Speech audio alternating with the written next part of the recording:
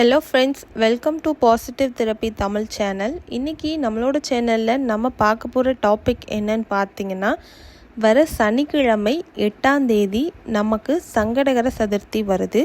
சனிக்கிழமை அன்று வரதுனால பிள்ளையாருக்கு நீங்கள் இதை செய்கிறதுனால பெரிய அதிர்ஷ்டம், அதே மாதிரி லக் எல்லாமே உங்களுக்கு கிடைக்க போகுது.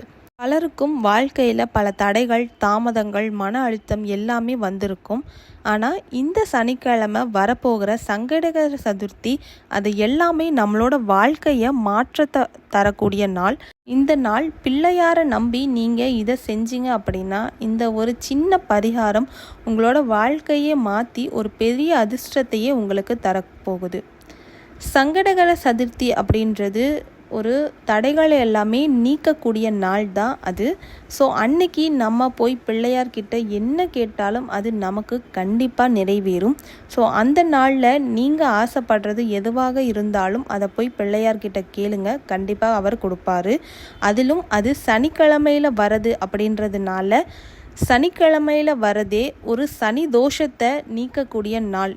சனி அப்படின்றது சனி பகவானை குறிக்கிறது. அவர் பிள்ளையாரை தவிர மற்ற எல்லா தெய்வத்தையுமே அவர் பிடிச்சிருப்பார். நமக்குமே 7.5 வருஷம் சனி அப்படின்றது பிடிக்கும். ஆனால் பிள்ளையாரை மட்டும்தான் அந்த சனி அப்படின்றவர் பிடிக்கவில்லை. ஸோ அதனால் அது சனிக்கிழமையில் வர்றது ரொம்பவே உகந்தமான விஷயம் அப்படின்னு தான் நான் சொல்லுவேன்.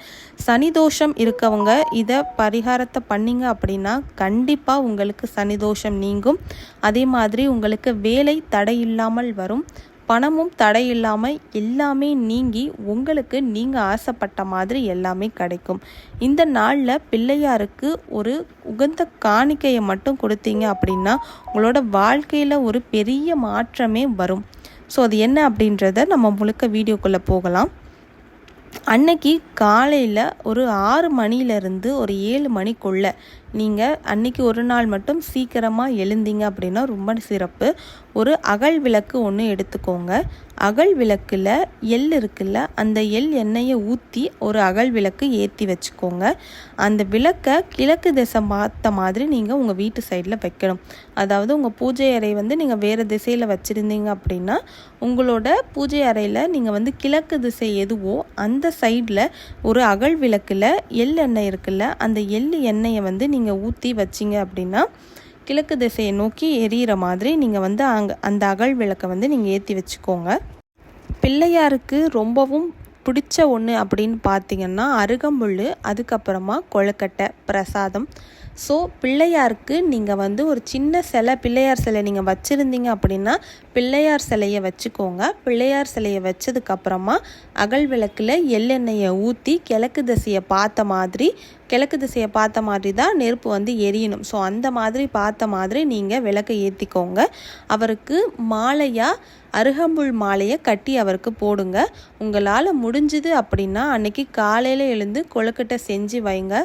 அப்படி இல்லை அப்படின்னா பரவாயில்ல, நீங்கள் ஏதாவது ஒரு சின்ன சாக்லேட்டோ இல்லை வேறு ஏதாவது வச்சாலும் ஓகே தான். அந்த மாதிரி பிரசாதத்தை அவருக்கு ரெடி பண்ணி வச்சுக்கோங்க.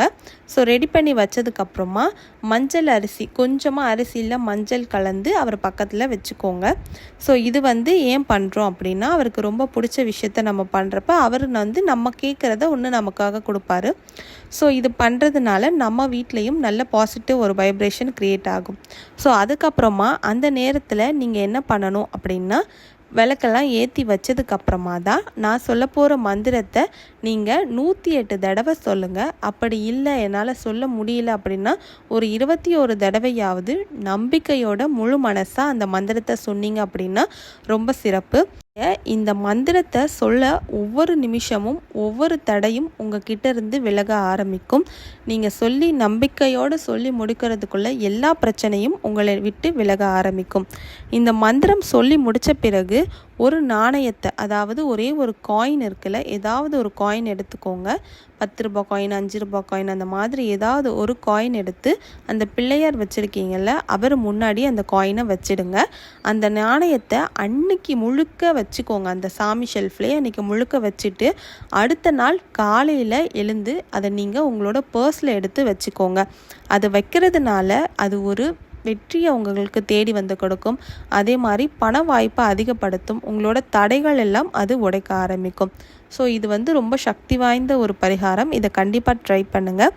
சனிக்கிழமையில் பிள்ளையாரை நினச்சி நீங்கள் கும்பிட்டீங்க அப்படின்னா உங்களை சனி பகவான் அவர்கிட்ட இருந்தும் அவர் உங்களை காப்பாற்றுவார். சனிக்கிழமையில் வரதுனால இது ரொம்பவே சிறப்பான நாள். சங்கடகர சதுர்த்தி வரது ரொம்ப ரொம்ப ரொம்ப சிறப்பு. இன்னைக்கு நான் சொன்ன இந்த மெத்தடை நீங்கள் ட்ரை பண்ணுங்கள். சாமிக்கு விளக்கு ஏற்றும் போது நான் சொன்ன போகிற மந்திரத்தையும் தொடர்ந்து 108 தடவை, அப்படி இல்லைன்னா 21 தடவையாவது கண்டிப்பாக சொல்லுங்கள் நம்பிக்கையோட. அது என்ன மந்திரம் அப்படின்னு பார்த்தீங்கன்னா, ஓம் கம் கணபதையே நமக, ஓம் கம் கணபதையே நமக. இந்த மந்திரத்தை நீங்கள் சொல்கிறதுனால பிள்ளையாரோட ஆசீர்வாதம் உங்களோட வாழ்க்கையவே ஒளிமயமாக மாற்றும். உங்களோட வாழ்க்கையில் இருக்க எல்லா தடைகளையும் நீக்கி அதிர்ஷ்டத்தை உங்களோட வீட்டு வாசல்லையே வர வைக்கும். ஸோ நம்பிக்கையாக சொல்லுங்கள், ஓம் கம் கணபதியே நமக. இந்த வீடியோ உங்கள் எல்லாருக்கும் கண்டிப்பாக ஒரு யூஸ்ஃபுல்லான வீடியோவாக இருக்கும்னு நினைக்கிறேன். வர சனிக்கிழமை கண்டிப்பாக மறக்காமல் இதை பண்ணுங்கள். ஒருவேளை உங்களால் காலையில் பண்ண முடியல அப்படின்னா சாயந்தரம் 6 மணிக்கு இதை நீங்கள் பண்ணுங்கள். எந்த பிரச்சனையும் இல்லை. முடிஞ்சால் பக்கத்தில் இருக்க கோவிலுக்கும் போயிட்டு சாமி கும்பிட்டுட்டு வாங்க. சங்கடகர சதுர்த்தி அன்னைக்கு பக்கத்தில் எந்த பிள்ளையார் கோயிலாக இருந்தாலும் அங்கே கண்டிப்பாக அபிஷேகம் எல்லாமே பண்ணுவாங்க.